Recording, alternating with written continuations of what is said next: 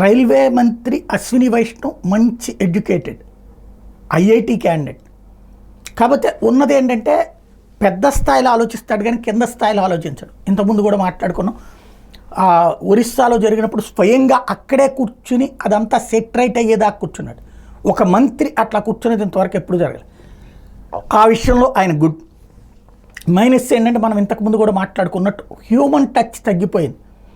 వృద్ధులకి పాసులు లేకపోతే వికలాంగులకి ఉన్నటువంటి సబ్సిడీలు ఇవన్నీ ఎత్తేయడం, అట్లాగే సాధారణ భోగీలు తగ్గించడం అన్నటువంటి దాని మీద మనం గతంలో కూడా ఈయనకి హ్యూమన్ టచ్ లోపించిందన్నాం. అది పక్కన పెడితే తాజాగా రైలు ప్రమాదాల మీదన రాహుల్ గాంధీకి ఆగ్రహావేశాలతో కూడినటువంటి సమాధానాన్ని చెప్పారు.